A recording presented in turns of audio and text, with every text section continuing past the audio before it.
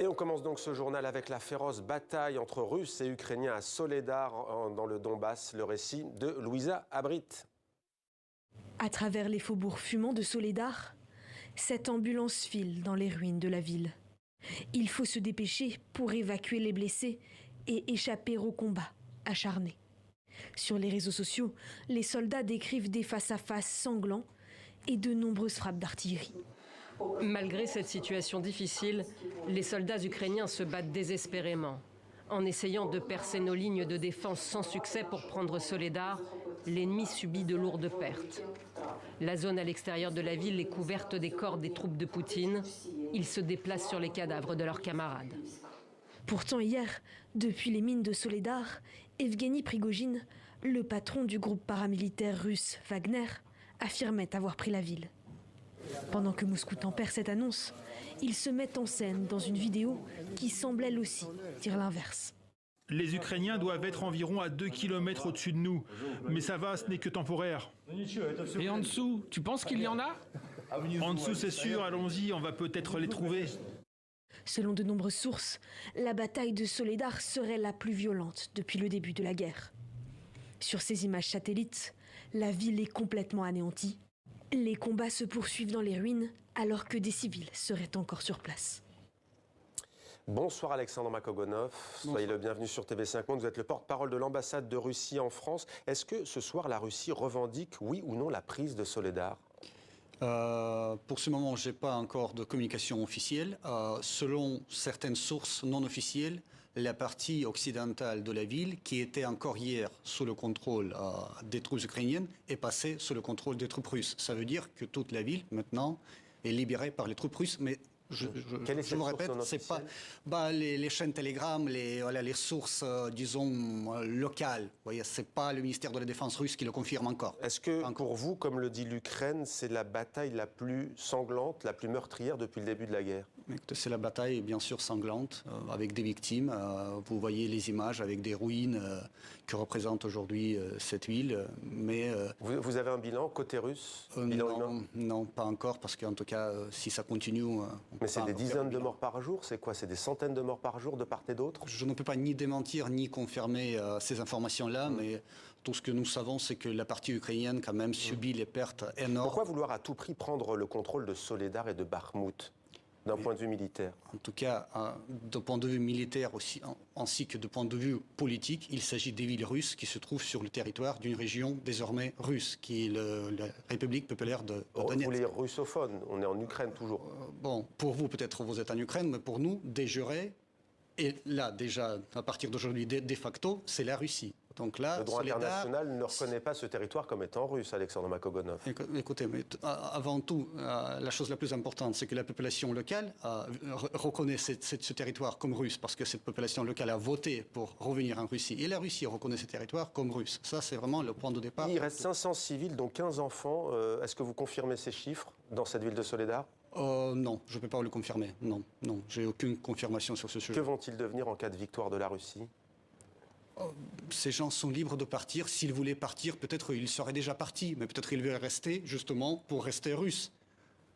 Ouais. On ne sait jamais. Wagner a revendiqué la prise de cette ville, notamment Evgeny Prigojine. Pourquoi cette revendication avant même qu'il y ait un communiqué? Très vite, la Russie a tempéré.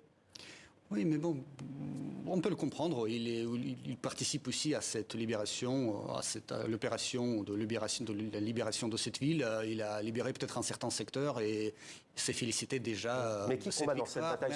Seulement Wagner au sol, ou est-ce qu'il y a des troupes de l'armée régulière russe? Bien sûr, il y a des troupes de l'armée régulière qui ont encerclé la ville pour le moment de hier soir du nord et du sud. Et là, aujourd'hui, peut-être cette ville est déjà prise. Mais en tout cas, c'est non seulement Wagner, bien sûr, il y a des troupes russes. Ouais. Est-ce qu'il n'y a pas un tiraillement entre les forces régulières russes et ce groupe Wagner qui commencerait à faire de l'ombre, à prendre trop de place, oui ou non? Mais ce genre de concept n'existe que dans l'imagination des médias, et surtout des médias occidentaux qui spéculent sur ce sujet. En fait, ils travaillent côte à côte, ensemble. Pourquoi lui dit hier on a gagné, la Russie dit juste après attention, il ne faut pas proclamer victoire trop tôt? C'est un jeu alors, vous dites ou... Mais non, mais il n'y a aucun jeu, il n'y a aucune concurrence. En fait, vous pouvez imaginer ses émotions, bien sûr. Il se félicitait de cette victoire parce qu'il était très content.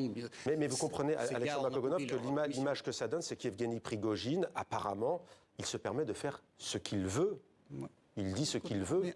Peut-être, en fait, on ne sait jamais, peut-être qu'il joue avec vous, il joue sur vos émotions, il veut peut-être se faire cette pub. Alors d'accord, très bien. Alors du point de vue du Kremlin, est-ce que c'est un patriote qui travaille pour l'État russe ou est-ce que c'est un mercenaire qui joue sa propre partition? Après tout, la France a connu des mercenaires, Bob Denard notamment, il y a des dizaines d'années. Est-ce que c'est un patriote ou un mercenaire? Vous me demandez le point de vue du Kremlin, j'en sais rien, parce que vous êtes le porte-parole de l'ambassade. Oui, mais là, je ne peux pas m'exprimer pour le Kremlin qui n'a pas encore s'exprimé sur ce sujet et peut-être ne va pas s'exprimer. Donc là, c'est quelqu'un qui participe aussi à l'opération militaire spéciale. Soledar, ça veut dire don du sel, vous confirmez, ça veut dire ça? Exactement. Il y a des mines de sel. Il y a des mines de sel fondées il y a des siècles. Si Wagner l'emporte, elle va faire main basse sur ses ressources naturelles. Comment ça va se passer? Non, pas du tout. Pourquoi? Non. Non, je vous pose la question, comment ça se passerait? Le fait de la libération de ces mines de sel, ça signifie tout simplement la libération d'une certaine partie de la ville, parce que ces mines de sel, quand même, leur longueur est énorme. C'est comme, vous savez, je ne sais même pas combien de kilomètres, parce que ça existe depuis des siècles, mais en tout cas, non,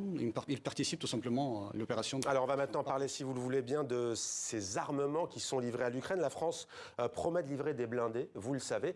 Ça a beaucoup fait réagir en Russie. Je vous propose de regarder cette séquence à la télévision russe. On en parle juste après. Une attaque préventive. Macron fournit des chars, envoyant une frappe préventive contre la France pour son parti pris au conflit. Il y avait la France et maintenant il n'y aura plus de France. Quelqu'un serait-il contrarié par cela? Frapper la France une fois et ce sera la fin.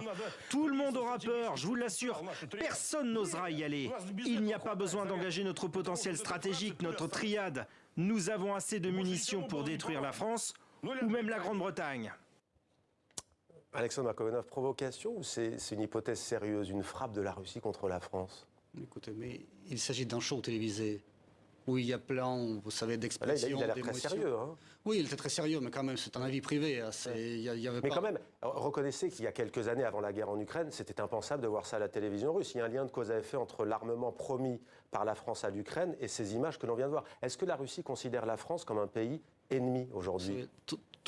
Quand vous dites il y a quelques années, tout était impensable. Tout ce qui se passe aujourd'hui, c'est sans précédent. Et aujourd'hui, la France est un pays ennemi, selon vous, pour la Russie? Mais écoutez, c'est pas un pays ennemi, mais... Hostile? Vous savez, appeler la France aujourd'hui un pays ami, ce serait un peu exagéré. Ce serait pas trop vrai. Oui, si on appelle la France pays donc ami. Donc hostile? Oui. Bon, c'est un pays, en tout cas, qui officiellement fait partie de la liste des pays non amicaux pour la Russie. Co-belligérant? Co-belligérant, c'est un terme juridique, c'est aux juristes de définir si c'est co-belligérant ou pas, mais en tout cas, les pays occidentaux, en fournissant encore plus et plus d'armes en Ukraine, se rapprochent de plus en plus de cette ligne de co-belligérance. Il y a aussi cette frégate qui a longé aujourd'hui les côtes françaises. C'est déjà arrivé. Le contexte est plutôt particulier. Un mot à ce sujet? Je ne peux pas commenter les décisions de nos militaires, leurs manœuvres, leurs déplacements. Transport des zircons, franchement, non. Il va où ce bateau? Pas de commentaire là-dessus, Et on ne sait pas où il va? Il est en Méditerranée à l'heure qu'il est? Aucune idée. Ouais. Il y a une chose qu'on aimerait comprendre, Alexandre Makogonov, c'est que la Russie, avant ce conflit, tout le monde se disait c'est une des armées la plus puissante du monde. C'est vrai que l'armée russe, après l'armée soviétique, elle a été formée à faire face, à tenir tête à l'OTAN. Comment expliquez-vous autant de difficultés? Tiens d'ailleurs, pourquoi est-ce qu'à nouveau, changement à la tête du commandement des opérations en Ukraine, Valéry Gerasimov, chef d'état-major qui remplace Sergueï Sourovikine? Pourquoi? Sourovikine, il paye les frappes qui ont causé de nombreuses pertes du côté de... Tout d'abord, il n'y a pas une armée dans le monde, croyez-moi, il n'y a pas une armée dans le monde qui n'a pas de problème. Ouais, Makivka, l'évacuation de Kherson, non, c'est un conflit qui est dur, on le voit au sol. Voilà. Mais tout de même, comment expliquer? La Crimée, 8 avions détruits.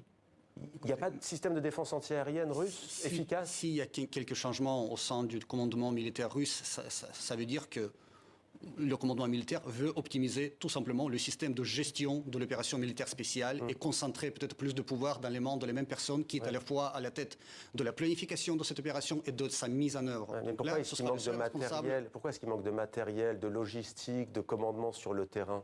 Mais pourquoi ça manque? Non, ça s'améliore, ça s'adapte, on adapte tout à cette nouvelle donne qui change chaque jour. La situation évolue, bien sûr, c'est quelque chose sans précédent, je répète. Juste un mot pour finir, il y a eu peut-être Moscou qui libère un ex-militaire américain, on l'a appris il y a quelques minutes, qui a été détenu pendant 9 mois. Oui. Est-ce qu'en contrepartie, il y a eu des échanges de... Vous savez, c'est un dialogue qui s'effectue entre la Russie et les États-Unis à huis clos. Donc là, je ne peux pas vous donner de commentaires. Là, on a Moscou libère un ex-militaire américain détenu pendant 9 mois, ou alors c'est la suite du précédent échange avec la basketteuse américaine, avec Victor Bout? Mais ça s'inscrit dans le cadre de ce dialogue entre la Russie et les États-Unis concernant Est-ce qu'il reste, juste pour finir en quelques mots, Alexandre Makogonov, est-ce qu'il reste une place pour la paix? Il y a eu cette trêve sur le papier pour la Noël orthodoxe. Est-ce qu'il reste encore une place pour la discussion? Il y a toujours une place pour la paix, mais pour avoir cette place pour la paix, il y a toujours avoir une place pour la bonne volonté politique, qui est absent en ce moment du côté ukrainien et du côté de l'Occident qui exerce son influence sur le régime de Kiev. Il peut lui dire oui, donc là il est le temps quand même de négocier, ou on continue de faire. Donc là maintenant, il est évident que la piste militaire est privilégiée. Donc là, le régime de Kiev continue à suivre cette piste. Et pour vous, ceux qui soufflent, qui livrent des armes, soufflent sur le conflit? Mais le problème, c'est que la livraison massive d'armes, ça ne fait que provoquer encore le conflit, ça ne rapproche jamais la paix. Merci. C'est ça le problème. Merci Alexandre Makogonov, porte-parole de l'ambassade de Russie en France. Merci d'avoir répondu à nos questions en direct sur TV5 Monde.